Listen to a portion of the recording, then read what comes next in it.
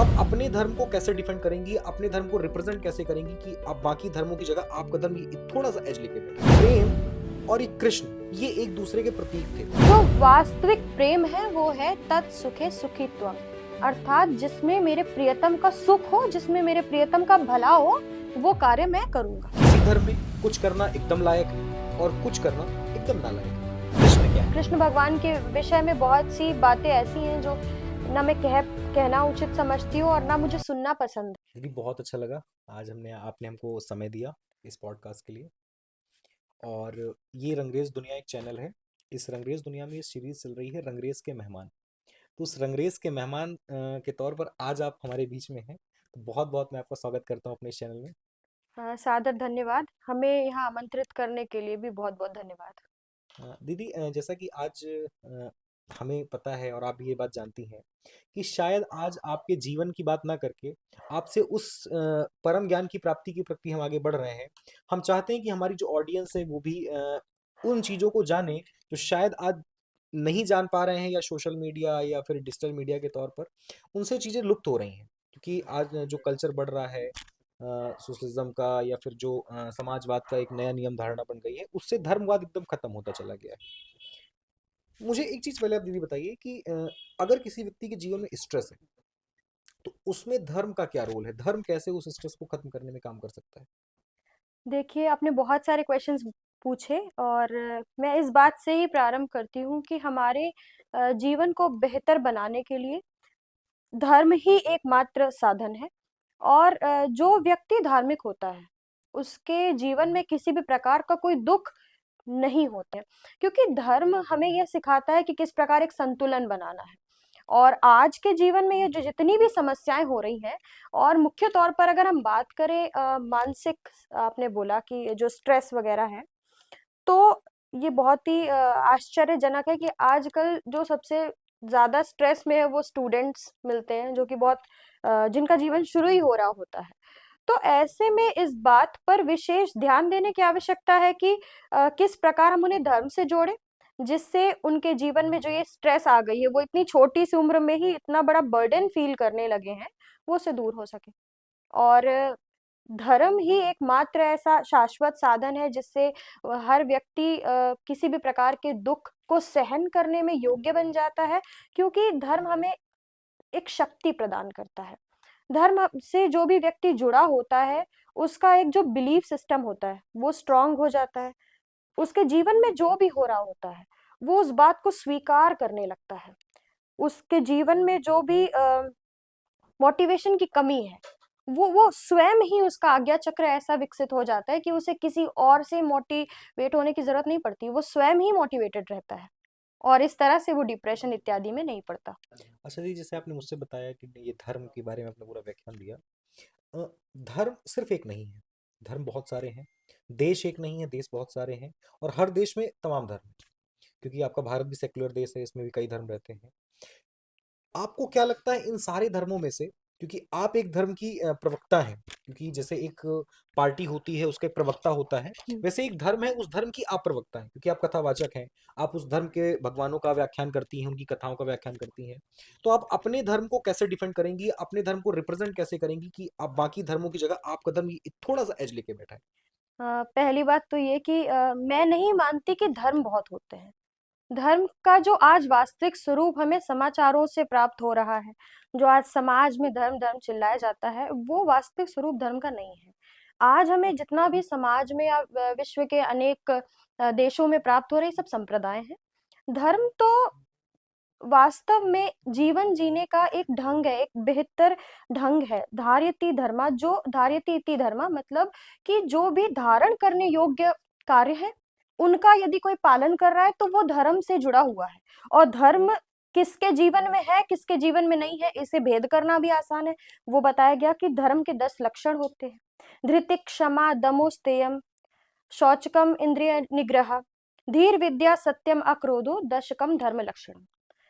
जिसमें 10 लक्षण बताए गए। धृति, क्षमा, जिसके जीवन में धैर्य है, जिसके जीवन में किसी को क्षमा करना आता है, माफ करना आता है।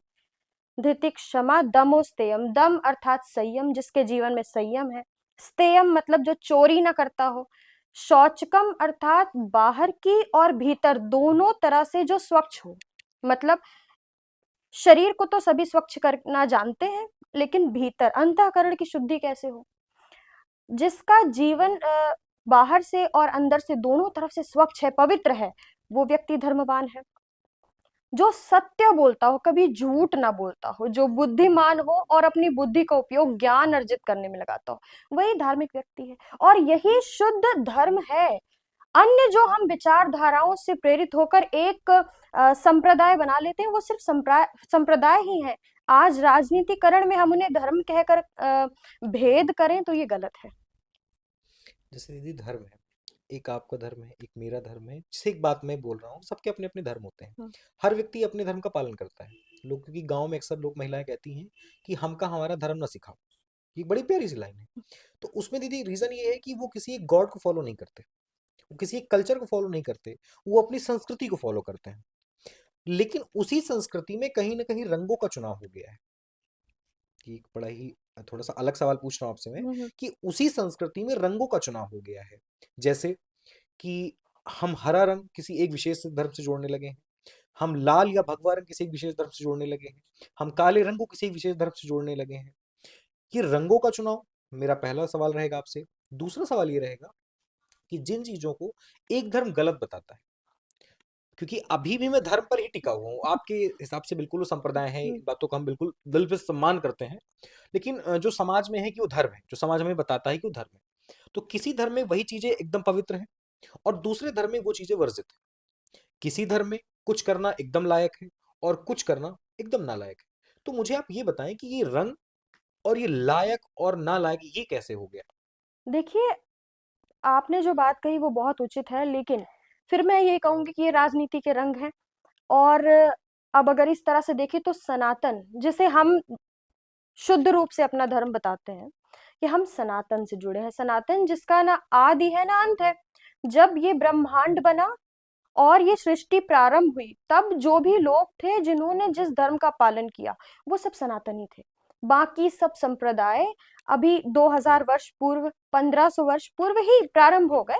और आज तो सनातन धर्म में भी अलग अलग संप्रदाय हैं, और उनमें वैमनस्यता भी है, अर्थात कि सनातन को मानने वाले भी आपस में घुर विरोधी हैं, एक दूसरे को जान से मारने तक के लिए है। तो ऐसा विभाजन तो आप किसी भी संप्रदाय के अंदर देखेंगे आज। लेकिन जो रंगों में आज भेद है, ऐसा पहले नहीं था। अगर हम सनातन की बात करें शुद्ध रूप से, तो यह जो हरा रंग है ये भी हमारा है, ये गणपति जी के लिए। और अगर एस्ट्रो के पॉइंट ऑफ व्यू से देखें, ज्योतिष शास्त्र में, तो हरे रंग को हमने बुध ग्रह से जोड़कर देखा है।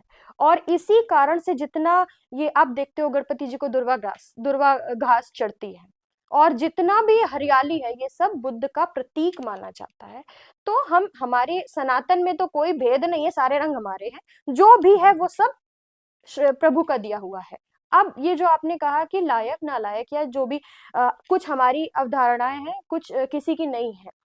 देखिए, अ, सृष्टि को प्रारंभ हुए लाखों वर्ष हो चुके हैं, तो इसमें न जाने कितने परिवार, न जाने कितने गुरु ऐसे हुए। तो अलग अलग सबके जीवन जीने का ढंग होता है।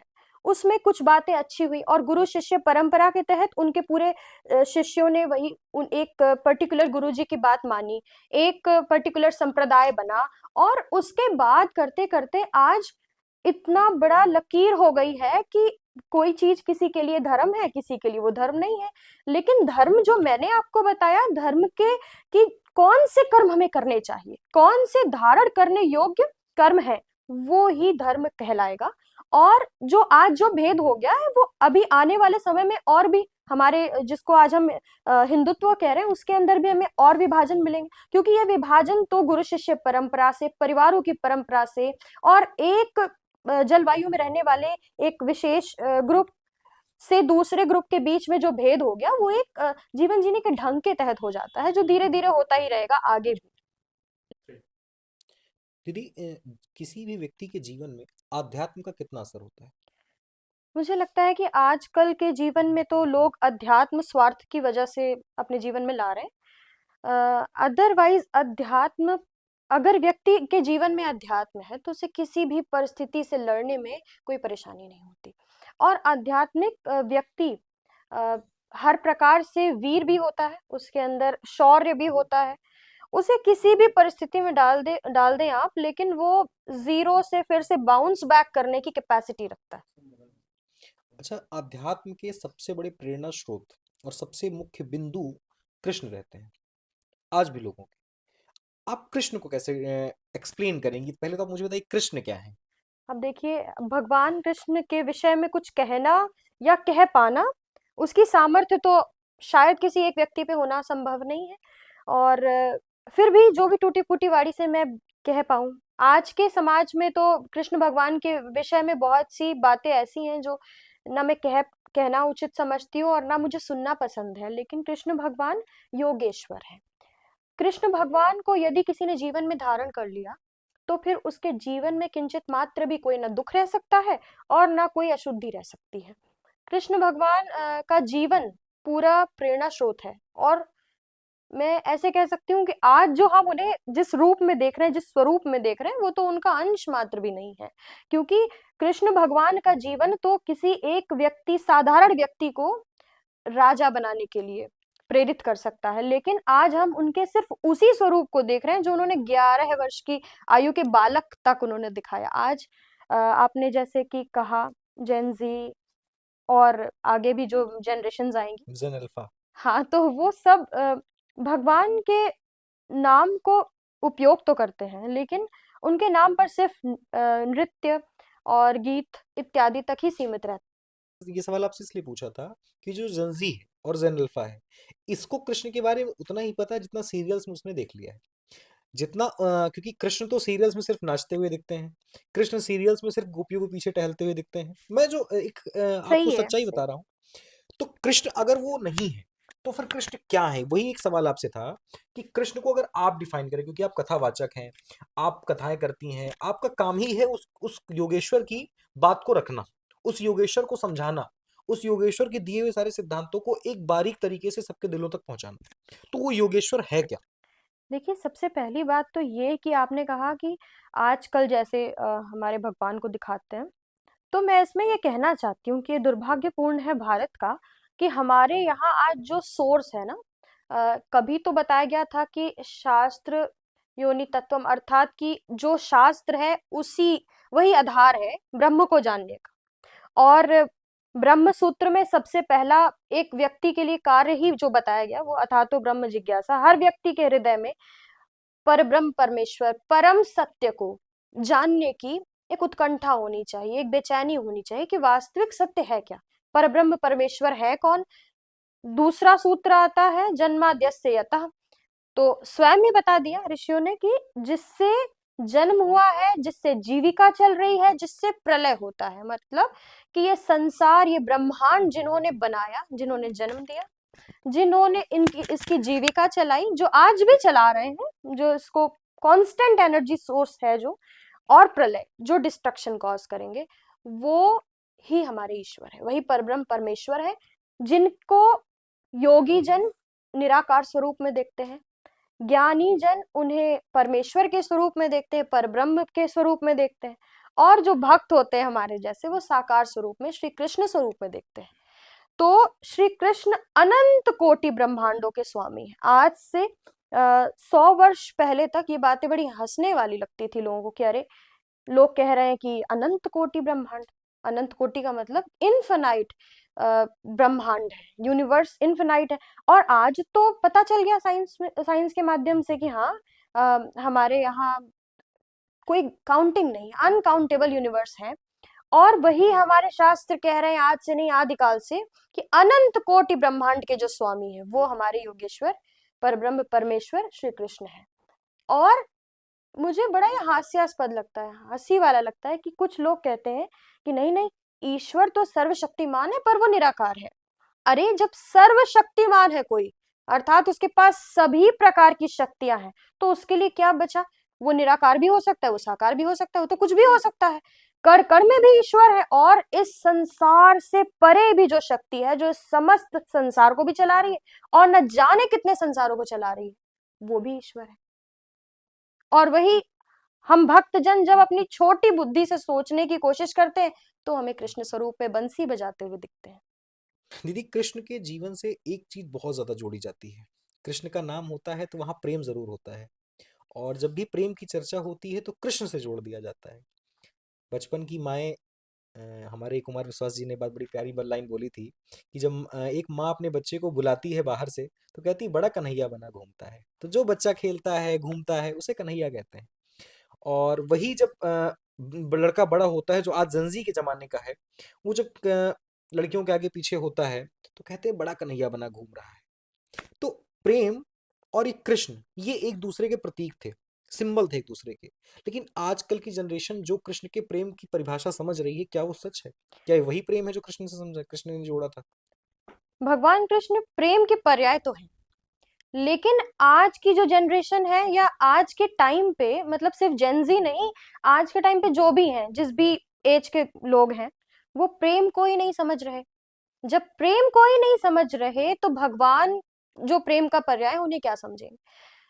जो वास्तविक प्रेम है वो है तत्सुखे सुखित्वम, अर्थात जिसमें मेरे प्रियतम का सुख हो, जिसमें मेरे प्रियतम का भला हो, वो कार्य मैं करूंगा। लेकिन आज क्या है? स्व सुख वांछा, जो जिसमें मेरा स्वार्थ हो, जिसमें मेरे सारे हित हो, वही मैं करूंगा।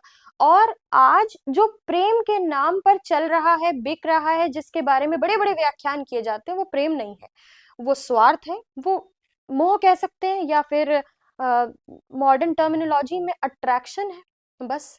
जो तब तक रहता है जब तक वो चीज हमें प्राप्त ना हो जाए, और जैसे वो प्राप्त होता है तो उसके लिए वो सारा अट्रैक्शन खत्म हो जाता है, समाप्त हो जाता है। तो जब ये प्रेम ही नहीं है तो फिर लोग कृष्ण भगवान से कैसे उसे जोड़ सकते हैं? भगवान कृष्ण का प्रेम वास्तविक प्रेम था।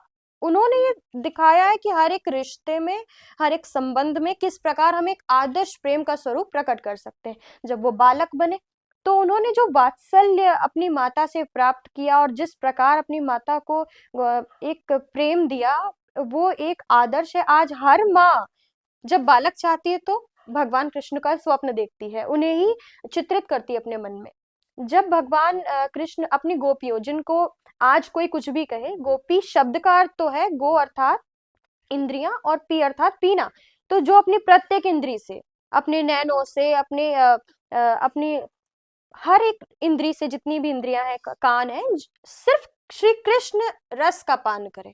अगर वो देखे तो कृष्ण भगवान को देखे, अगर वो सुने तो उनके बारे में उनकी बात सुने या उनके बारे में सुंदर बातें सुने, अगर वो कुछ खाए तो वही जो कृष्ण भगवान उनको अपने हाथों से खिलाए वो खाना चाहे।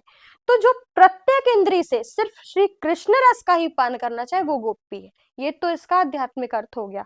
ऐसे ये दंडक वन में, जब भगवान श्री राम त्रेता युग में जब दंडक वन से निकल रहे थे, जो जो ऋषिगण वहां तपस्या कर रहे थे हजारों वर्ष से, वही भगवान ने उन्हें मन ही मन वरदान दिया कि इनकी तपस्या इतनी गहरी है, इतना प्रेम है इनकी तपस्या में, कि इन्हें एक बार के दर्शन देना पर्याप्त नहीं होगा। इनके लिए हमें इनके साथ और समय बिताना चाहिए। तो वही अगले जन्म में गोपी बने। और दूसरी बात, भौतिक दृष्टि से गोपी, वे सारी ब्रजांगनाएं थी, वे सारी मामियां, चाचियां, वो सारी उम्र की औरतें एक बालक के आगे पीछे घूम रही थी। लेकिन ये हमारे देश का दुर्भाग्य है, और मैं आपके चैनल रंगरेज दुनिया के माध्यम से ये सबसे कहना चाहती हूँ कि इस बारे में यदि सीखना है तो हमें अन्य धर्मों से सीखना चाहिए कि वे अपने भगवान के विषय में, वे अपने ईश्वर के विषय में कभी कोई गलत बात ना सुन सकते हैं ना देख सकते हैं। लेकिन हम अपने ही भगवान को पता नहीं कैसा बना रहे हैं। आज हमारे यहाँ विवाह समारोह होते हैं तो उसमें बड़े बड़े लोग भगवान का वेश रख कर आ जाते हैं, वे नाच रहे नीचे और हम ऊपर बैठकर आनंद ले रहे होते हैं। हम कितने निरे पापी हैं। तो हमने आज जो हमारे ज्ञान का स्रोत है वो क्या है? चलचित्र, टीवी और मोबाइल में जितने वीडियोस बनते हैं, उनमें हमें जिस तरीके से दिखाया जा रहा है, और हो सकता है कोई एजेंडा के तहत ही हमें दिखाया जा रहा हो कि हम अपने ईश्वर के बारे में व्यंग करें, तो हम जो देख रहे हैं वही समझ रहे हैं। लोगों की समझ भी उतने तक ही सीमित है। जो जेंजी है उनकी तो और भी ज्यादा उतने तक ही केंद्रित है कि अच्छा, कोई डांस कर रहा है और मुरलिया दे दो राधा, बस इतनी बात तक ही सीमित हमने भगवान श्री कृष्ण को कर दिया है, जो कि अत्यंत दुर्भाग्यपूर्ण है। आज ही बैठ के मुझको समझ में आया कि प्रेम सिर्फ वो प्रेम नहीं जो हम सड़कों पर घूम करके, किसी के आगे पीछे डोल करके, उसको चार शब्द कह करके खुद को बताते हैं। प्रेम शायद वो है जो परिभाषाओं में, शब्दों में बयां नहीं हो सकता। और सबसे ज़रूरी बात, अट्रैक्शन प्रेम नहीं है, जिसको दिमाग में हमें डालना होगा। अट्रैक्शन प्रेम बिल्कुल नहीं है। तो इससे बाहर निकलें और समझें कि प्रेम क्या होता है। दीदी, अगर कोई एक बच्चा है, वो पढ़ता है, अपने एकेडमिक्स में मेहनत कर रहा है, लेकिन सिक्के के दो पहलू हैं, सफलता और असफलता। तो उसको सफलता नहीं मिल रही है। तो मान लीजिए एक बच्चा लगातार असफल होता जा रहा है, बट वो मेहनत पूरी कर रहा है, अपनी जितनी उसकी क्षमता है उसी तरह वो मेहनत कर रहा है, और वो असफल हो रहा है। उस समय उसके जीवन में क्या जरूरी है? देखिए, पहली बात तो ये कि मैं ऐसा मानती हूँ कि हर एक परिवार में अध्यात्म होना ज़रूरी है और अध्यात्म का जो रियल अर्थ है, जो वास्तविक अर्थ है, वह पहले तो समझें सभी लोग। क्योंकि सिर्फ़ मंदिर जाकर, टीका लगाकर और आरती कर लेना ये अध्यात्म नहीं है। ऐसे तो सब आध्यात्मिक कहलाते। फिर इतनी परेशानियाँ क्यों लोग महसूस करते हैं? क्योंकि पहले तो हमें ये समझना होगा कि हम ईश्वर के सामने जाकर मंदिर में प्रार्थना क्या कर रहे हैं, हमें क्या मांगना चाहिए। और सही मायने में आज हम कहें तो बहुत ही चुनिंदा लोग होंगे जो ईश्वर के सामने ईश्वर से प्रेम प्रकट करने जाते हैं। हम सब अपने स्वार्थवश जाते हैं और जैसे कि पहले था कि लोग इसलिए जाते थे मंदिर कि उनका अंतःकरण जो है वो शुद्ध हो सके, उनका हृदय शुद्ध हो सके, पवित्र हो सके। लेकिन आज हम अपनी भौतिक आकांक्षाओं को लेकर जाते हैं कि हमें नौकरी, कारोबार, व्यापार मिल जाए। अगर कोई, आपने जैसे कि कहा कि कोई बच्चा है, वो एग्जाम के लिए जा रहा है कि भगवान हमें एग्जाम में पास करा दो, तो ये तो मैंने इसीलिए कहा कि सबसे पहले तो हम सभी सनातनियों को वास्तविक अर्थ अध्यात्म का पता होना चाहिए। लेकिन दीदी, इसमें जरा सा रोकना चाहूंगा। हम्म। कहीं ना कहीं वो बच्चा अगर कह रहा है कि मुझे भगवान पास करा दो, हम्म। इसमें कुछ कथावाचकों का ही एक बहुत बड़ा हाथ है, हम्म। जो ये प्रेरित करते हैं, उनको इस बात पे फोर्स करते हैं कि वो अपनी कथाओं में बैठ कर ये कह रहे हैं कि अगर आप भगवान में ये चढ़ाएंगे तो आप पास हो जाएंगे, अगर आप ये खाकर निकलेंगे तो आप सफल हो जाएंगे। हम्म। तो क्या इसमें उनका दोष नहीं है? अब मैं किसी के बारे में टिप्पणी करने के लिए अपने आप को बहुत ही मैं छोटा किसी मानती हूँ। व्यक्ति विशेष की बात ही नहीं हाँ, कर हाँ, रहा मैं हूँ। लेकिन एक जनरल बात कह रही हूँ कि अ, हमें भगवान के जीवन से यह सब सीखना चाहिए। कहते हैं, हम जब लोग कथा सुनाते हैं तो कहते हैं कि भागवत जी एक औषधि है। लेकिन औषधि यानी कि मेडिसिन ऐसे काम नहीं करेगी। अगर हमने लाकर बस टेबल पे रख दी, तब काम करेगी जब हमने उसे ग्रहण किया। तो हम कथा सुने तो क्या सुने? भगवान ने जो किया उसे हम अपने जीवन में धारण करना चाहिए, तब तो कुछ अर्थ हुआ। भगवान श्री कृष्ण ने अपने जीवन में सदा ही कर्म हमें करना चाहिए इस बात के लिए प्रेरित किया है। अगर ऐसा नहीं होता तो वो तो सर्वशक्तिमान थे, आराम से बैठे रहते और वहीं बैठे बैठे अपनी दिव्य शक्ति से कंस का भी वध कर देते और आराम से बैठे रहते। लेकिन उन्होंने जीवन भर संघर्ष किया, जीवन भर कर्म किए। और तो और, जो ये पूरा महाग्रंथ श्रीमद् भागवत गीता जो रची है, ये पूरे कर्म आधारित है। भगवान यह दिखाने आए थे कि कर्म तो करना पड़ेगा। आप ये मान लीजिए कि हम सबको जो भी फल प्राप्त होता है वो हमारे कर्मों के अनुसार ही प्राप्त होता है। इस बात को एक ऐसे छोटे से उदाहरण से समझाऊंगी कि जैसे हम चाहे जितने फेवरेट हो टीचर के, आप तो टीचर है, लेकिन जो हम लिख कर आएंगे एग्जामिनेशन में कॉपी में, उसी के अकॉर्डिंग आप नंबर देंगे अपने छात्र को। उसी तरह हमारे परमात्मा परमेश्वर उसी अनुसार हमें कर्म का फल देंगे जैसा कि हम कर्म करेंगे। ऐसा नहीं है कि हम उनकी बड़ी पूजा करें कि भगवान कृपा करो, ऐसे नहीं होगा जब तक हम अच्छा कर्म नहीं करेंगे। हाँ, हमें भगवान की प्रार्थना क्यों करनी चाहिए? ताकि हमारे मन में सुंदर विचार आए, और जब सुंदर विचार आएंगे, स्वच्छ विचार आएंगे, तो हमारे कर्म कैसे होंगे? वो भी शुद्ध होंगे, स्वच्छ होंगे, सुंदर होंगे, और उसके बाद ही हमें सुंदर फल प्राप्त होगा। तो जो छात्र, अब चैनल के माध्यम से जो आपका क्वेश्चन है उस पर, जो भी छात्र भगवान से जाकर यह विनती कर रहे हैं कि आप हमें नंबर अच्छे दिला दीजिए, ये अनुचित है। क्यों? क्योंकि उसके लिए तो आपको पढ़ना पड़ेगा। भगवान ने पहले हमें यह सुंदर शरीर दिया है, हमें ये इंद्रियां दी हैं ताकि हम उनका सदुपयोग करें। हमें ये जितना हमें बुद्धि दी है, मन दिया है, ये पंच महाभूत से बना हुआ शरीर दिया है, ये सब इसीलिए दिया है कि जाओ सुंदर कर्म करो और उसके बाद सुंदर फल पाओ। जो कथावाचक ऐसा कहते हैं कि नहीं, सिर्फ ये टोटके करके आपको काम हो जाएगा, या फिर भगवान के सामने बस कहो कि भगवान कर दो, नहीं हो सकता। क्योंकि आपको पहले ये सोचना चाहिए कि भगवान ने यदि हमें योग्य ना समझा होता तो हमें सब क्यों देते। कभी कभी मैं अपने लोगों से यह भी कहती हूँ कि जैसे आपकी माता है, वो आपकी सब कुछ पूरा करती है, सारी इच्छा। लेकिन उन्हें भी कभी-कभी लगेगा कि मेरा बच्चा खुद भी कुछ कार्य करे। उन्हें और प्रसन्नता होगी कि वो आप कुछ करके दो तब वो देखें और गौरवान्वित हो। लेकिन आप बराबर मांगते रहोगे तो समस्या होगी। हाँ, जीवन में क्या करें जिससे आप डिप्रेशन इत्यादि से बचें, निराशाओं से बचें, असफलताओं से डील कर पाएँ, उसके लिए क्या करना चाहिए? हमें अपने जीवन में मेडिटेशन को शामिल करने की आवश्यकता है।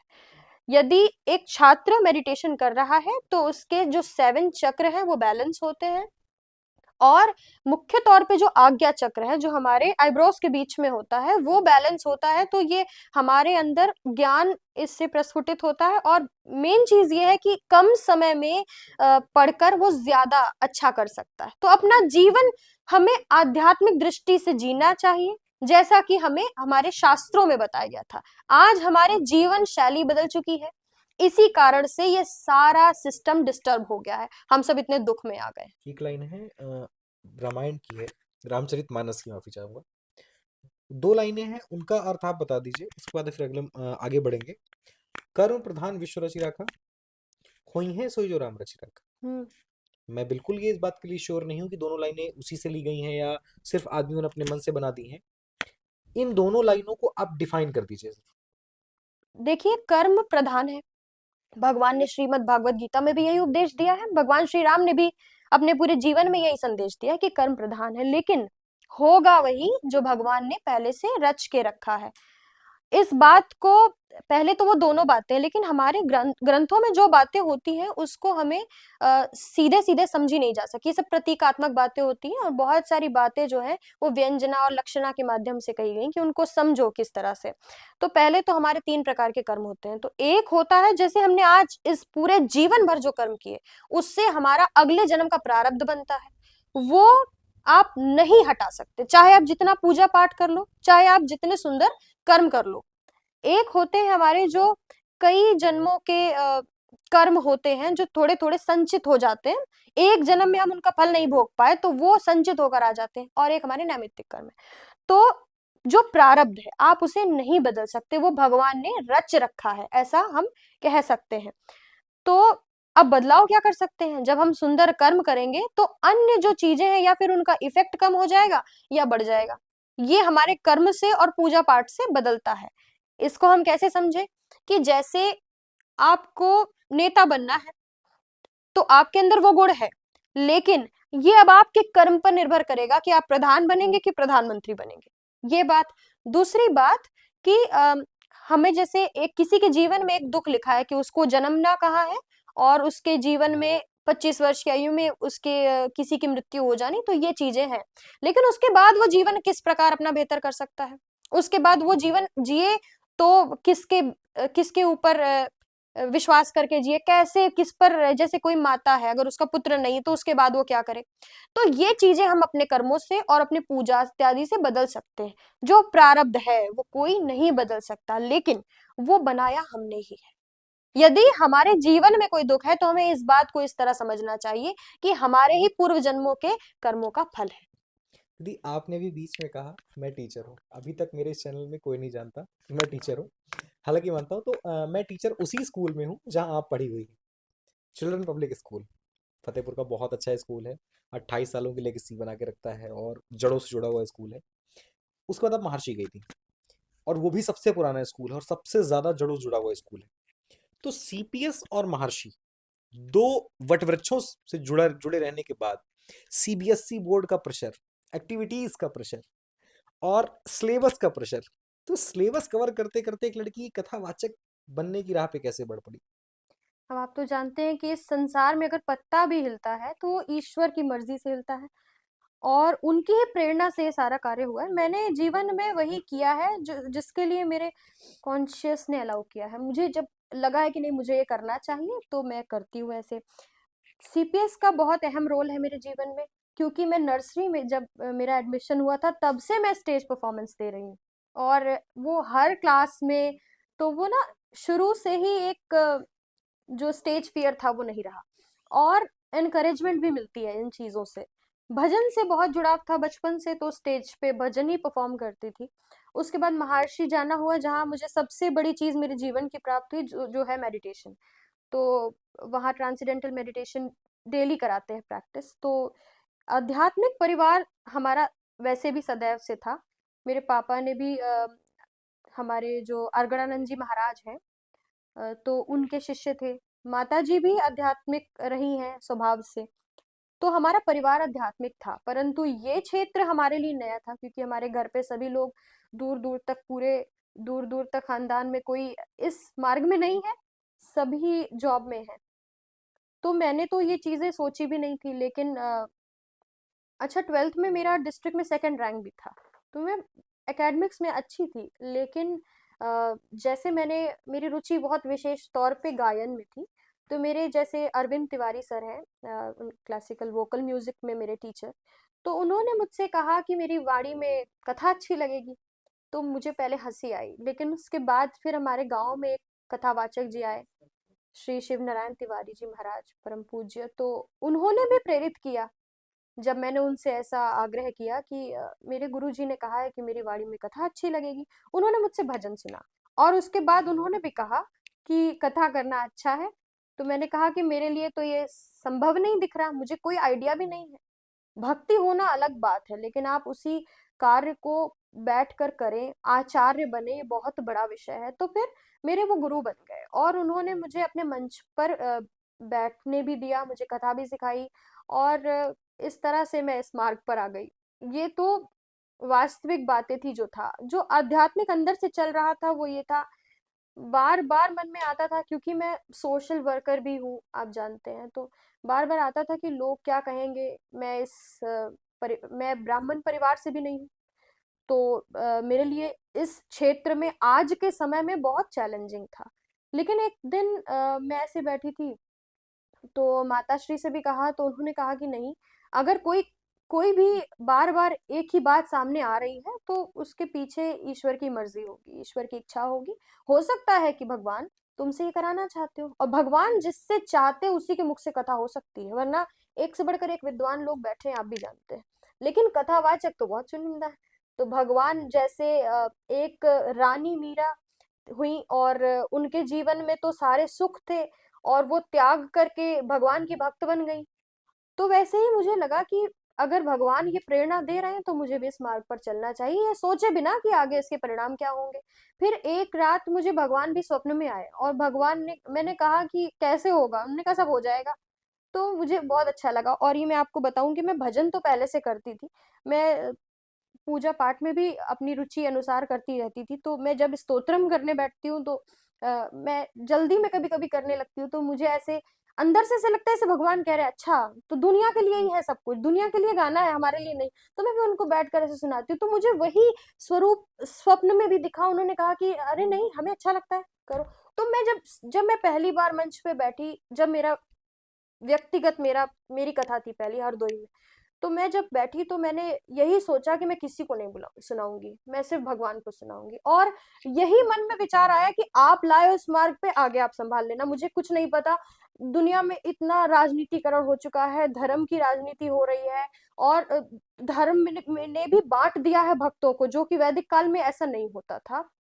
तब तो हमें न जाने कितने ऐसे उदाहरण प्राप्त होते, जो किसी अन्य परिवार में जन्म लिया जिन्होंने, और उसके बाद भगवान के भक्त बन गए, भगवान की कथाएं गाने लगे। लेकिन आज समय बदल चुका है, आज बहुत भेदभाव है। तो ऐसे में मैंने बस भगवान से यही प्रार्थना की कि आप इस मार्ग पे लाए हो, आगे आप संभाल लेना। लेकिन आपने जैसे कहा कि कभी आपको अफसोस हुआ हो कि आप ऐसे परिवार में जन्म ली, मुझे कोई अफसोस नहीं। मैं एक समृद्ध परिवार में मैंने जन्म लिया, ये मेरा सौभाग्य है। मुझे किसी प्रकार की जीवन में कोई कमी नहीं है। मैं कोई कार्य ना भी करूं, तो मेरा अच्छे से जीवन में भरण पोषण चलेगा, मुझे कोई समस्या नहीं। मैं ये अपनी रुचि के अनुसार, और एक कहीं ना कहीं ऐसे लगता है कि शायद भगवान चाहते, इस कारण मैं ये कार्य करती हूँ।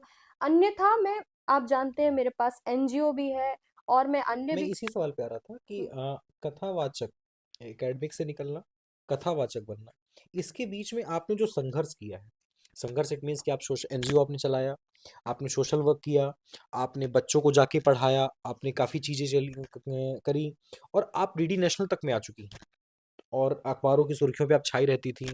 वो पिक्चर क्लिप्स अभी हम लोग दिखाएंगे इस पे। तो इतना सब कुछ आपने किया, और एक लड़की होते हुए देखिए सवाल मेरा बड़ा सिंपल सा है। एक लड़की होते हुए जगह जगह जाना, लोगों से मिलना, इतनी सारी चीजों को रन करना, और फिर आपने एट लास्ट एक हॉस्पिटल हॉस्पिटल भी चलाया है, रेंट पे लेकर के आपने उसको चलाया है। इतना सब कुछ करना, ये कैसे, इतना अंदर से साहस कैसे आ गया कि नहीं मैं लड़की हूं लेकिन फिर भी मैं करूंगी, मैं अड़ जाऊंगी? क्योंकि आपने बहुत कुछ किया है कथावाचिका बनने के पहले। और देखिए एक और सवाल इसी के बाद में जोड़ूंगा, आप उसका जवाब बाद में दे दीजिएगा। एक बच्चा जब पढ़ता है, एकेडमिक्स में रहता है, तो मैं भी था, गलतियां मुझसे भी हुई होंगी, गलतियां आपसे भी हुई होंगी। तो उन गलतियों को अभी कभी याद आती है कि कथावाचिका बने, क्योंकि अब आप एकदम अध्यात्म में हैं। अब आपके लिए एक पग पग आपके लिए पुण्य और पाप का प्रतीक बन चुका है। वो गलतियां कभी याद आती हैं? तो ये बाद में इसका जवाब दीजिएगा। पहले मुझे बताइए, वो संघर्ष कैसा था आपका? संघर्ष तो मुझे ऐसा कभी अनुभव नहीं हुआ, ये मेरी रुचि है। देखिए मैंने आपसे बताया कि मैंने ये जो भी कार्य किए, लोगों को लगता है कि वो मेरा प्रोफ़ेशन है, लेकिन वो मेरा प्रोफ़ेशन नहीं था। मैं ऐसे मैंने लॉ किया हुआ है और मैंने नेचुरोपैथी भी पढ़ी है, एस्ट्रोलॉजर मैं थी बहुत टाइम से ही, और इनफैक्ट मैंने ये जो धर्म की पढ़ाई थी, अब देखिए मेरी हमेशा से मेरी आदत में है कि मैं जब तक चीज़ें कर नहीं लेती हूँ, वो फिर सबके सामने नहीं कहती। तो मेरी जैसे मैंने शास्त्रीय संगीत की शिक्षा लेना प्रारंभ किया था, वैसे ही मैंने धर्म की भी मैं ग्रंथ भी पढ़ने लगी थी। लेकिन मैंने मैंने अपने आप को समाज में एज़ अ सोशल वर्कर स्थापित किया या फिर अपने आप से मैं हो गई, मैं नहीं जानती। ये मेरे लिए संघर्ष नहीं था, ये मेरी रुचि थी। आज भी वो सारी चीज़ें वे मेरे जीवन में हैं और मैं शायद अब और बेहतर तौर पर उन चीज़ों को आगे भी कर पाऊँगी। जैसे कि मलिन बस्तियों से जो जुड़ाव है, तो मुझे अच्छा लगता है उनके उन बच्चों के बीच जाकर काम करना। देखिए, हमारे जीवन में रोटी, ये कपड़ा, मलिन मकान। बस्तियां अगर आप चैनल में समझा पाए, मलिन बस्तियां क्या होती हैं? देखिए अब उन्हें समाज में मलिन बस्तियाँ कहा जाता है। मेरी दृष्टि में वो वंचित समाज के बच्चे हैं, भावग्रस्त बस्तियाँ हैं, जो डेरेवासी होते हैं, जो टेंट के हाउस में रहते हैं।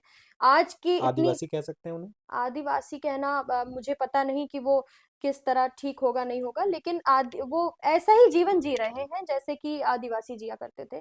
तो न जाने कितनी बस्तियां हैं मेरे संपर्क में ऐसे, जहां मैं जाती हूँ, जहां के बच्चे मुझे अपना मानते हैं, जो मुझे माता पिता से भी ज्यादा मुझे प्रेम करते हैं। तो देखिए जब मैंने ऐसे ही जाना प्रारंभ किया स्वांतः सुख के लिए, तो मैंने देखा कि ये बच्चे किस तरह के जीवन में जी रहे हैं। और मेरा जो मैंने ना जीवन में केवल शास्त्रों से पढ़ाई नहीं करी उतनी, मैंने मतलब अनुभवों से बहुत पढ़ने की कोशिश करी। मुझे लोगों को जानना, समझना, अलग-अलग तरह के लोगों से मिलकर उनको समझना अच्छा आप, लगता है। लेकिन आपके सारे अनुभव अच्छे नहीं रहे, ये भी एक मसला है। अनुभव तो आपका एक अनुभव और रहा कि आप सोशल वर्कर जब थी, हुँ। उसी बीच में किसी पार्टी ने आपको बड़े गैम्बलिंग तरीके से अपने में शामिल करा लिया था। मैं इस विषय पे आऊँगी, लेकिन मैं पहले बता दूँ आपको कि जब तक व्यक्ति रोटी, कपड़ा, मकान से ऊपर नहीं उठता, तो वो धर्म और नैतिकता की बात नहीं कर सकता। बिल्कुल। तो मैंने देखा कि जो डेरेवासी वाले बच्चे हैं, वो बेचारे, उनके अंदर कोई नैतिकता नहीं थी। अब उन्हें यही संघर्ष था कि वो शाम का पेट कैसे भरेंगे? तो मैंने उनके बीच काम किया। किसी व्यक्ति में अगर आपको बदलाव लाना है, तो सबसे पहला स्टेप है शिक्षा। तो शिक्षा पे मैंने काम किया, मैंने उन्हें निरंतर पढ़ाया। तब मेरे पास समय थोड़ा अधिक होता था, तो मैं डेली अपना समय निकालती थी। ये मेरी रुचि है। फंडिंग आपको कहीं से मिल रही थी? फंडिंग मैं खुद ही करती थी।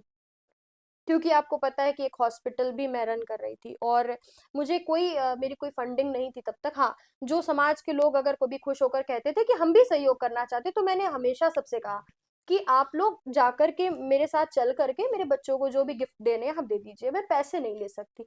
क्योंकि वो एक आरोप अलग लग जाता है। मैं एज अ बिजनेस मैंने कभी ना सोशल वर्क किया है, ना मैं आज कथा कर रही हूँ। ये सब मैं अपनी रुचि के लिए करती हूँ। हाँ, कुंडली बनाने में, एस्ट्रोलॉजी करने में मैं पैसे ले लेती हूँ, वो एक अलग विषय है, वो जीविका का माध्यम हो सकता है, लेकिन कथा और सोशल वर्क नहीं है मेरे लिए। दूसरी बात, ये जब थोड़ा-सा आपका नाम बढ़ता है, तो बहुत से संगठन, बहुत सी पार्टीज़ सोचती हैं कि थोड़े चर्चित चेहरों को लेकर आएँ, और मुझे इतनी समझ नहीं है और मैं इतना सोचती भी नहीं हूँ। मैं आज भी जो मुझे अच्छा लग जाता है, वो मैं कार्य कर लेती हूँ। सोचने का पता नहीं, शायद मैं इतनी बुद्धिमान नहीं हूँ कि मैं सोचूँ, या फिर शायद मैं इतना किसी को अहमियत ही नहीं देती कि मैं सोचूँ। तो बहुत सी चीज़ें ऐसी हो जाती हैं, लेकिन हाँ, जो मुझे अच्छा लगता है, वो मैं कार्य कर लेती हूँ। वो मुझे कभी संघर्ष नहीं फ़ील होता। अब इसमें आपको एक और साझा करती हूँ आपके चैनल के माध्यम से कि एक बार आज पहली बार मैं ये बात ओपनली कह रही हूँ कि उस वक़्त लोगों ने मुझे इतना डरा दिया था कि मैं कहीं कह ही नहीं पाई। ये जो आप देख रहे हैं आज, कथावाचिका सौम्या, आज बहुत बड़ी बात आपको बताने जा रही हूँ कि एक बार सदर हॉस्पिटल में मैं ऐसे ही किसी की भी हेल्प करना मुझे अच्छा लगता है। तो एक बार मैं जा रही थी, तो ड्राइव कर रही थी, तो द्विवेदी रेस्टोरेंट के पास में एक बेचारी पार्शियली ब्लाइंड औरत मिल गई जो कि प्रेग्नेंट थी, और उसका वो मेंटली मुझे वो अनफिट लग रही थी क्योंकि वो कुछ नहीं बता पा रही थी। मैं उसको उनको सिटी हॉस्पिटल लेकर गई। जैसे वहां जाकर मैं इसके वीडियोस भी मैं आपको दूंगी सारे। तो मैंने जैसे जाकर के वहां पर उनको एडमिट कराया, वहां पे पता चला कि ये वही एडमिटेड थी, वहां से पता नहीं कैसे चली गई थी। हो सकता है किसी एजेंट के बहकावे में या जो भी है। आप जान रहे हैं हमारे यहाँ स्वास्थ्य विभाग का क्या चल रहा है। तो जैसे मैंने वहां पे बात करी, पता चला कि अभी इनको एडमिट वहां पे कोई है नहीं उनकी देख रेख के लिए, तो उनको एडमिट नहीं कर रहे हैं सही तरीके से दोबारा। और उनके बारे में पता कराया, वो कहीं प्रयागराज की बेगर थी, भिक्षा वृत्ति में लगी रहने वाली औरत थी। तो मैंने उनके लिए काफी कोशिश करी, काफी पॉलिटिकल लोग भी जो आप हॉस्पिटल आते गए उनसे भी कहा, मैं 3-4 दिन वहीं पे रही। लेकिन जब कुछ भी नहीं हुई, फाइनली उनका लेबर स्टार्ट हो गया, उनका बेबी हुआ। तो मैंने उनको मतलब लेटर वगैरह भी अपनी तरफ से दिया हॉस्पिटल वालों को कि इनको नारी निकेतन में भेजें, इनके बच्चे को भी अच्छे से वो रखें। अब इसी टाइम जो उनका जो आप अभी भी जाकर देखिए, जो वन स्टॉप सेंटर और चाइल्ड लाइन वाले जो भी लोग हैं, वो अपना कार्य सही से नहीं करते। जो बच्चा था वो इंक्यूबेटर में था, और मैंने जा करके देखा तो वो कोई नहीं था दूर दूर, इंक्यूबेटर से भी वो हट गया, एक बड़े से बेड पे बीच में लेटा हुआ था। और जो महिला थी वो फोन पर बातचीत कर रही। तो मुझे थोड़ा गुस्सा आ गया मेरे अंदर। अध्यात्म जब से ज्यादा बढ़ा है तो एक चीज चली गई, वो है क्रोध। उसके पहले वो ओवर था, तो क्रोध के कारण मैंने उनसे थोड़ा सा गुस्से में बात कर ली।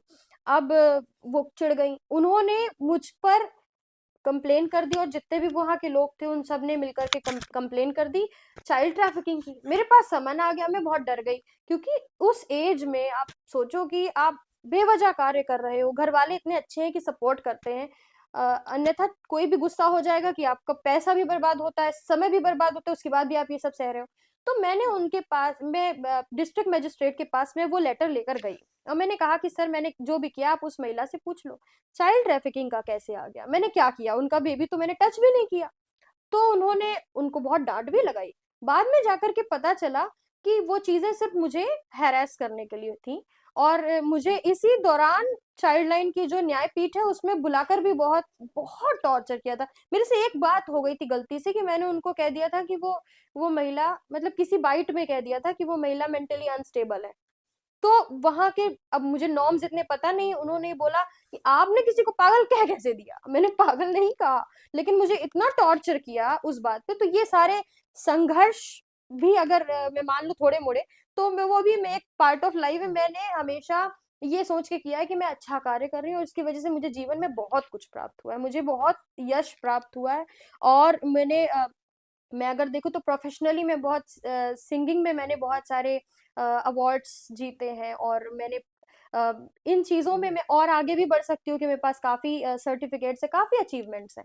तो मुझे लगता है ये सारे उन्हीं कर्मों का फल है जो मुझे भगवान दे रहे हैं। और उससे भी बड़ी बात कि आज व्यासपीठ पर बैठने का सौभाग्य प्राप्त होता है, तो शायद ये सब उन्हीं सुंदर कर्मों का फल है।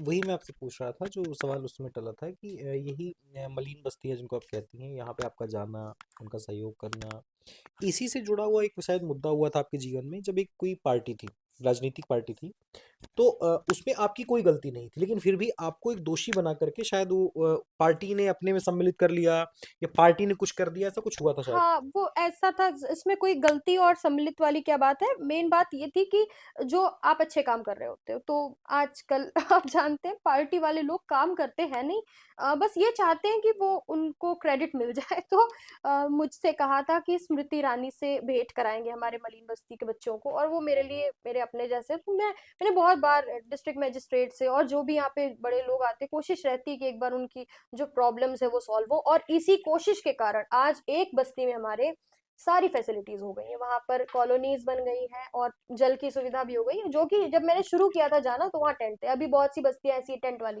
तो मैंने सोचा स्मृति ईरानी से हमारे बच्चों को भेंट होएगी, तो मैंने कर दिया। उस जो बस्ती में पाठशाला संचालित हो रही, इसका क्रेडिट वो सारी वो महिला नेत्रियां लेकर के चली गई। मुझे उस क्रेडिट से प्रॉब्लम नहीं, लेकिन हाँ, मुझे लगा कि शायद ऐसे लोगों के साथ मुझे नहीं अटैच्ड होना चाहिए था। शायद ये गलती थी जो। उन्होंने हमारे बच्चों का, हमारे उन वंचित समाज के लोगों का उपयोग किया, सिर्फ शायद कुछ लाइमलाइट के लिए, और मैं भी उसका पार्ट हो गई और मैं समझ नहीं पाई कि वो कैसे, मैं शायद मैं थोड़े से फेम का मुझे भी लग रहा था, चलो ठीक है, लेकिन वो ठीक नहीं था, उससे उन लोगों का उपयोग हुआ। और वो बाद में यहाँ तक कि वो वोट तक के लिए था, लोगों ने सोचा कि मैं कन्विंस्ड हो जाऊंगी तो शायद उन लोगों के वोट्स भी उनको प्राप्त हो जाएंगे, कि ये बहुत बहुत डर्टी पॉलिटिक्स है। शायद अब आप पॉलिटिक्स से बहुत दूर हो चुकी जी हैं, जी। ऐसा कोई मसला नहीं रहा आपके जीवन में। एक सवाल है जो एकदम शालीनता के साथ मैं पूछूंगा आपसे। आपने जैसे ही कथावाचक बनना शुरू किया, कि कथावाचक बनने के बाद का जीवन दूसरा है और कथावाचक बनने के पहले का जीवन दूसरा है। कथावाचक बनने के पहले के जीवन की कोई एक ऐसी गलती या मतलब कुछ ऐसी चीजें जिस पे आपको आज आप सोचती हो, आपको लगता है यार ये गलत हो गया शायद? गलती तो मुझे कभी जीवन में कुछ नहीं लगती, क्योंकि मैं यही मानती हूँ कि हमारे हाथ में अगर कुछ है तो वो कर्म है, और जो भी प्राप्त हो रहा है उस फल की इच्छा भी नहीं है, क्योंकि भगवान ने स्वयं कहा है। तो हमें जो भी हो रहा है उस चीज को अपनाते जाना है कि हाँ, ये तो हमारे पूर्व जन्म के कर्मों का फल है, और ये शायद भगवान ने रचा है। हमारे हाथ में सिर्फ आज के सुंदर कर्म है, और वो भी बिना परिणाम की इच्छा किए हमें शुद्ध रूप से कर्म करने। तो मैंने जीवन में एज सच कोई गलती करी भी नहीं है, और अच्छा ही कोशिश करी है करने की। हाँ, ये है कि हाँ, पहले क्रोध बहुत था, तो शायद कुछ लोगों को मैंने गुस्से में कुछ कह दिया हो, तो आपके चैनल को यदि देख रहे हो तो उनसे क्षमा प्रार्थी हूँ। अब भाई थोड़ी अगर सी शांति हो गई है अगर बस। दीदी को कोई देख रहा हो और अगर आप तक आए तो भैया अब समय हो गया, माफ कर दो, छोड़ो इन बातों को, आगे बढ़ो। और सबसे अच्छी बात, एक बहुत अच्छी बात हुई यहाँ पे, कि अगर आपसे कोई कभी गलती हुई है जिस पे आपको सोचना पड़ रहा है कि शायद मैंने गलती की है, उस पर रुकना नहीं। क्योंकि अगर गाड़ी रुकी रहेगी तो शायद भविष्य की ओर प्रस्थान नहीं कर पाएगी, लक्ष्य को प्राप्त नहीं कर पाएगी। तो गाड़ी बढ़ती रहनी चाहिए। वैसे ही अगर आपसे गलती हुई है, उसको भूलिए, ये मान लीजिए कि शायद वो भी ईश्वर की इच्छा थी, और आगे बढ़िए, और अगली मिलने वाली जो आपको अपॉर्चुनिटी है, आपको जो अवसर हैं, उनमें अपने आप को द बेस्ट करके दीजिए। अच्छा दीदी, एक और सवाल था, क्रोध का नियंत्रण कैसे होता है? क्योंकि क्रोध। ये मेरी टीम में भी है कि हम लोग आपस में थोड़ी थोड़ी देर में नाराज हो जाते हैं एक दूसरे से। ये क्रोध का बता दीजिए, सबको चाहिए इसका सोल्यूशन। देखिए, क्रोध तो जब आपके जीवन में भगवान अध्यात्म का प्रवेश कराते हैं तभी शांत होता है, क्योंकि क्रोध मेरे अंदर भी कुछ अधिक था। अब इसे बहुत तरीके से व्याख्या इसकी दी जा सकती है। एक तो कि जो भी लोग के अंदर मंगल की ऊर्जा अधिक है उनमें क्रोध होता है, मार्स जिन्हें आप कहते हैं। और दूसरी चीज ये है कि हमारे जो इच्छाएं हैं वही क्रोध को जन्म देती हैं। जब वो इच्छाएं पूरी ना हो तो वो क्रोध होता है। अगर आप चाहते हैं कि काम हो जाए, सामने वाला वो नहीं कर रहा, तो आपके मन में क्रोध आएगा। तो क्रोध तभी शांत हो सकता है जब आपके जीवन में अध्यात्म हो। अध्यात्म होगा तो आपके अंदर ऐसे भी संतुलन आ जाएगा, आपके अंदर शांति होगी, इस बात को स्वीकार करने की क्षमता होगी कि जो हो रहा है होने दो, बस लेट गो करो। तो अच्छा उससे। मान लीजिए जिससे किसी ने जी। कुछ कहा हम्म। और वो मेरे मन का नहीं हो रहा, हम्म। और मुझे एकदम भयंकर वाला क्रोध आ रहा है, हम्म। लगता है सुना ही दूँ उसको दो चार ठोक, तो वहां पे क्या करना चाहिए, सुना देना चाहिए? नहीं नहीं, ऐसा नहीं है। यही गलतियां थी मेरी, और जीवन में से मैंने कोई इससे ज्यादा गलती नहीं करी, लेकिन क्रोध में किसी को कुछ कटु वाक्य कहे होंगे कई बार। तो क्रोध जब भी आए आपको ये नहीं करना चाहिए। हाँ, गहरी सांस लें, उस स्थान को छोड़ दें। जैसे ही उस स्थान को छोड़ देंगे, गहरी सांस लेंगे, आप काम डाउन हो गहरी जाएंगे। सांस एक। लेना छोड़ना है, ये पकड़ के रखिएगा। जब भी क्रोध आए, अगल बगल वाला लंपटिया के कुछ बोल रहा है, एकदम कान पका चुका है, लग रहा है कि अब लपेट दें, कुछ सुना दें, गहरी सांस लीजिए, फिर छोड़िए, फिर लीजिए, फिर छोड़िए, सब ठीक हो जाएगा। सब एकदम निर्णय तक आप पहुंच जाओगे, और शायद वो जो बिगड़ने वाला लटपटियाने वाला है वो भी आपका सुधर जाएगा। दीदी लगभग लगभग हमने काफी बातचीत कर ली आपस में, और कई बार आपने जिक्र किया कि भजन गाना, और आप गाती बहुत अच्छा थी, आप भजन बहुत अच्छा करती थी, आपके गुरुजी ने आपको सिखाया। तो ये सब चीजें थी आप क्योंकि अभी हम जब आपके इस रूम पे आए, यहाँ पे जो हमने सेटअप लगाया, तो आपके रियाज के साधन हमने ये दिखे कि आप रियाज भी करती हैं। इसका मतलब जो व्यक्ति रियाज करता है वो संगीत का बड़ा बहुत ही माधुर्य प्रेमी है, उससे बड़ा प्रेमी नहीं हो सकता कोई। और संगीत वाले व्यक्ति में एक चीज होती है कि वो हर जगह, क्योंकि संगीत ऐसा कहा गया है कि एक संगीत एक थेरेपी है। अगर आप स्ट्रेस्ड हैं, आपको थोड़ा सा तनाव हो गया है, या थोड़ा सा आप परेशान हैं कुछ बातों से, उसमें जो ये संगीत है एकदम थेरेपी की तरह काम करता है। और आजकल की जनजी के लिए भी वही है कि आजकल की जो जनजी जनरेशन है वो शायद आजकल के गाने नहीं सुन रही, वो आज भी 90s के 80s के गाने लूप पे लगा के कानों में ईयरफोन में हेडफोन पे सुनती है और थेरेपी की तरह काम करते हैं। तो आप ये भजन जो करती हैं, तो अब हमारा सिर्फ वही मुद्दा है, क्योंकि आपने ये बताया कैसे आपने सीखा। आपको गाने अच्छे लगते हैं जो बॉलीवुड वाले थे 90s 80s 70s वाले, या आज भी आप भजन को प्रेफरेंस देती हैं? जो भी अच्छे गाने हैं पुराने वो मैं ज़रूर सुनती हूँ, कोई और एक फेमस सिंगर? लता मंगेशकर, श्रेया घोषाल, बस इन्हीं को भजन तो हम आपसे सुनती सुनेंगे, हूँ। लेकिन पहले लता मंगेशकर और श्रेया घोषाल आपको दो अच्छे लगते हैं, उनका कोई एक गाना जो आप अभी भी सुनती हो। एक प्यार का नगमा है, मौजों की रवानी है, जिंदगी और कुछ भी नहीं, तेरी मेरी कहानी है, एक प्यार का नगमा है। बहुत प्यारा गाती हैं दीदी आप, बहुत प्यारा। और शायद आपके टीचर ने बिल्कुल सही पहचाना था कि आप कथा वथा कर लीजिए। अच्छा, अब बात आती है दीदी भजन पे, एक कोई प्यारा सा भजन सुना दीजिए, बस दो चार लाइनें उस भजन की। मैंने सारे सहारे छोड़ दिए, बस तेरा सहारा काफी है। मैंने सारे सहारे छोड़ दिए, बस तेरा सहारा काफी है। मुझे चाह नहीं दुनिया भर की, बस तेरा नजारा काफी है। वो डाउन दीदी, बहुत अच्छा गाती हैं आप, इतना प्यारा। शायद इसीलिए भगवान खुद आके आपसे सुनते हैं। अच्छा। क्योंकि हम लोग तो सुना नहीं पाते इतना प्यारा। अ, आज के इस शो में, या ये जो सीरीज चल रही है रंगीज के मेहमान, इसमें आज हमारे साथ आप बैठी हैं, आपने टाइम दिया, बहुत अच्छा लगा। और दीदी एक चीज़ है कि आज के समय में आपने देखा होगा कि नए नए चैनल्स आते हैं तो लोग बोलते हैं कि ये तो नया है, इसको सपोर्ट क्यों करना।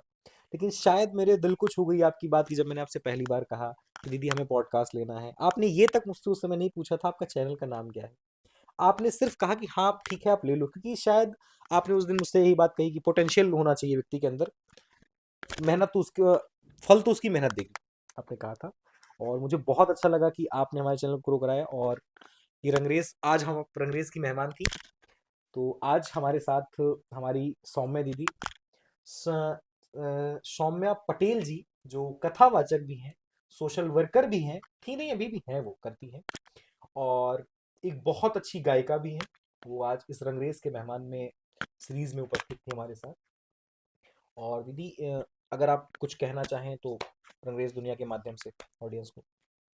आप सबको यही कहना चाहते हैं कि पहली बात तो ये कि आपके चैनल में आकर बहुत अच्छा लगा। आप सारे लोग यूथ हैं और फतेहपुर के हैं, और इतना पोटेंशियल है। आपसे बात करके तो विशेष तौर पे बहुत ही अच्छा लगा, क्योंकि जो जो बौद्धिक स्तर है वो बहुत अच्छा है। और मैं आपके चैनल के माध्यम से अपने लिए बस इतना ही कहूंगी कि अध्यात्म में जो मेरा सफर है, इसे किसी भेदभाव की दृष्टि से ना देखें। मुझे ऐसे लगता है कि एक प्रकार की सेवा है, क्योंकि आज समाज में संस्कारों की बहुत कमी हो रही है। और आप जैसा कि जानते हैं कि आज भी विभिन्न बस्तियों में संस्कारशाला संचालित करती हूँ, तो अपनी कथाओं के माध्यम से भी भक्ति और संस्कार की अलग जगाने का एक प्रयत्न करती रहती हूँ, जो कि किसी भी प्रकार से ऐसा भी नहीं है कि आउट ऑफ रीच है, और आप सबके बीच की हूँ। और बस यही कोशिश है कि फतेहपुर का नाम बाहर भी थोड़ा बहुत हो सके। और आपके चैनल के माध्यम से एक बात और भी कहना चाहते हैं कि आज हमें बांटने के लिए बहुत लोग बैठे हैं, लेकिन जोड़ने का कोई कार्य नहीं कर रहा। हम धर्म और संस्कारों से जोड़ने की एक कोशिश कर रहे हैं, और हमारे भाई ये आपके फतेहपुर को एक तरह से एक प्लेटफॉर्म दे रहे हैं, जिससे आप अपने जो भी कार्य कर रहे हैं, जिस भी प्रकार से अपने जीवन को योग्य बनाकर संसार के लिए किसी भी प्रकार से काम आ रहे हैं, उन्हें एक मंच देने का काम कर रहे हैं। तो आप भी जुड़िए भैया के चैनल से, और आप अपने जीवन में अध्यात्म को शामिल करके, संस्कारों को शामिल करके खुद भी प्रसन्न रहिए, सबको प्रसन्न रखिए। राधे राधे। दीदी ये मेरा चैनल जो है, इस समय पे मैं जब यहाँ बैठता हूँ तो शायद इसके पीछे एक पूरी टीम काम करती है। और अगर मैं आपका शुक्रिया अदा करता हूँ तो मेरा ये फ़र्ज़ बनता है कि मैं उन सब का शुक्रिया करूँ जिन्होंने इस मंच को तैयार किया है। मेरे साथ मेरी टीम में शुरू से जो फाउंडिंग मेंबर्स हैं, हिमांशु सिंह तोमर जी, अखिल त्रिपाठी जी और फैज़ल हरुण जी, आशीष जी एडिटर का काम कर रहे हैं, अमन यादव जी और अजय जी, ये सब पूरी टीम मिलकर के साथ रंगरेज दुनिया बनाते हैं। और मैं सिर्फ यही कहूँगा कि अगर आपको लगे कि मेरा काम अच्छा है, आपको लगे कि ये टीम मिलकर बहुत अच्छा काम कर रही है, रंगरेज दुनिया बहुत अच्छा कर रही है, तो बिल्कुल आप हमें सपोर्ट करें। और मैं इस बात की गारंटी आपको देता हूं कि इस चैनल से सिर्फ और सिर्फ आपको सीखने को ही मिलेगा, और ये चैनल सिर्फ और सिर्फ आपको कुछ नया ही देता जाएगा। तो फिर से मिलते हैं किसी अगले नए वीडियो में। रंगरेज के मेहमान देखते हैं फिर आगे कौन होगा। तब तक के लिए शुक्रिया।